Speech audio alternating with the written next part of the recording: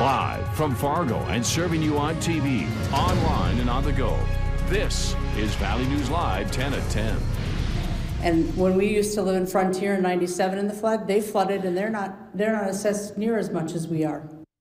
Thousands of Cass County residents could wind up paying a different kind of special assessment. Many tonight voiced their questions and concerns before those backing the FM diversion project. In all, 44,000 property owners could be on the hook in order to help pay for the flood protection. Those who spoke tonight wonder why their assessment is so high compared to others. One woman who lived in Riley's Acres for 8 years said that they've never had flooding, and yet she was assessed at 100%. So it would have to go up over the dike, down through our yard, and back up to even get to the window wells in my basement. So I'm assessed at over $15,000 for this diversion, which we've never flooded before. My house is higher than it needs to be. The Special Assessment District was approved by voters back in 2015. It'll kick in only if sales tax revenue in Fargo and Cass County doesn't cover the cost of the diversion. You might be seeing fewer teenagers behind the cash register taking your order or babysitting your kids this summer. While some value the extra cash it brings in, statistics are showing fewer 16 through 19-year-olds are working while school is out. Valley News Team's Nicole Johnson shows us what they're doing instead. It wasn't long ago some worried area pools weren't going to open on time this summer, facing a lifeguard shortage. Turns out Dilworth found enough help to protect the community, and so did Fargo and Moorhead. But the scare of a shortage is highlighting a bigger trend in the community. Less teens are taking summer jobs. One of the questions I often get is, how come kids just don't want to work anymore? I'm like, well, I'm not sure that they don't want to work anymore. They have a lot of other priorities going on. According to the Bureau of Labor Statistics, around 43% of 16 to 19-year-olds are working or looking for a job.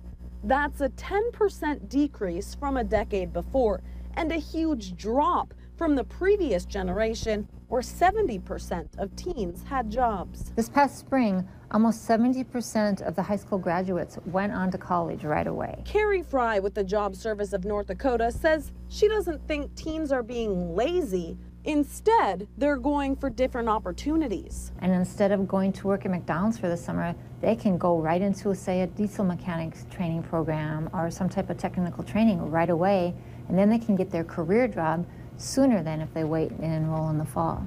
Experts say other teens are taking summer classes to catch up or just don't feel the money is worth it. Either way, the trend is creating a tough spot for service jobs in particular. Many restaurants, gas stations, or local pools are short-staffed already and are losing college students for the summer at the same time. Nicole Johnson, Valley News Live. Fry says there's a downside to teenagers who skip having a job, saying those who work gain real-world experience, like managing money, time, and how to work with others. Extra patrols in a West Fargo neighborhood tonight after a fire reignited at a mobile home along the 2500 block of 3rd Avenue Northwest. The fire's been knocked down again, and this time may have started from embers from last night's flames. West Fargo Fire Chief Dan Fuller says Monday's fire was suspicious, and he adds that they have suspects and police are pursuing an individual. Neighbors said that they'd seen people coming and going from this home, but no one was living here. That the home was not secure when they arrived on Monday.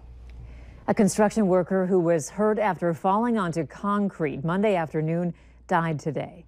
East Grand Forks police say the man was up in the rafters at a home construction site when he fell and landed on the concrete. It happened around 5 p.m. in the afternoon. He was taken to All True Hospital where he later died. His name has not been released yet. A man has died from injuries he received during a fight in downtown Fargo last night. Police say 45-year-old Jamie Grant was one of 2 men knocked out during that fight outside the Hodo. 43-year-old Darren Patterson was arrested in connection with the fight and faces multiple assault charges. But the Cass County State's Attorney's Office may amend the charges now that organ recovery procedures were completed tonight. Jamie's wife, Jenny, posted on Facebook this evening, Jamie continues to make the world a better place. He saved the lives of 3 men with the organs he donated, his heart, liver, kidneys, and pancreas. There's no information on the condition of the other man who was knocked out during that fight. A pit bull has been removed from a home after it attacked a 10-year-old girl in Brandon, Minnesota. Authorities received a call last week from Samantha Van Wert saying she was heading to the hospital with an injured girl. The 10-year-old was at the Van Wert home for a sleepover with the woman's children. At some point during the night, the pit bull lunged at the girl and bit her numerous times. Van Wert was eventually able to get the dog off the girl and put it in the garage. There's no word on the girl's condition. Tonight, allegations of nasty church politics and a man convicted of abusing his position as a preacher.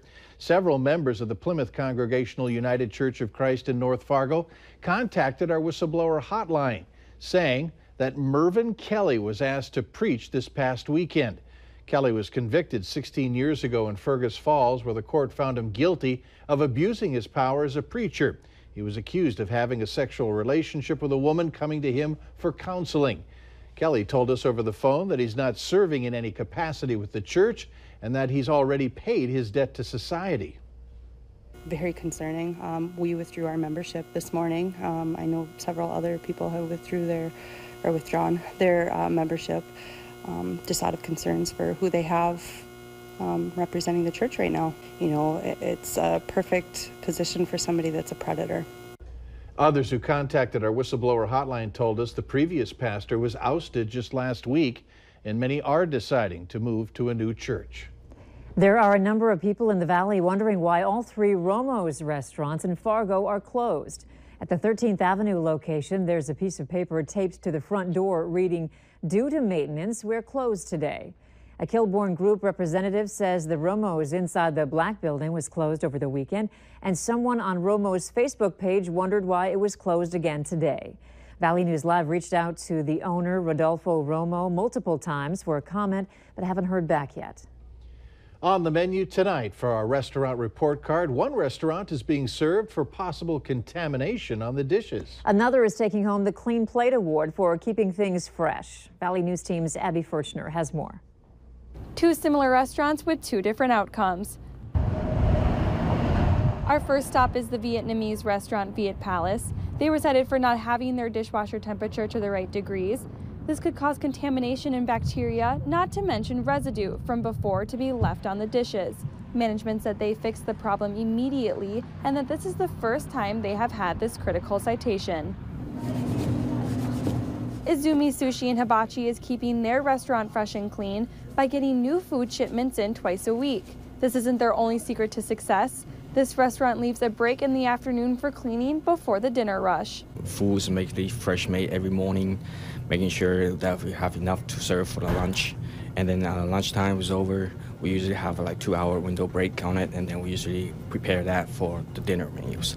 And that's why, especially with sushi, everything has to stay in fresh, making sure, no contaminations, anything like that. This is why Izumi is this week's Clean Plate Award winner. For Restaurant Report Card, Abby Furchner, Valley News Live. To look at the full inspection report, head to valleynewslive.com and click on this story.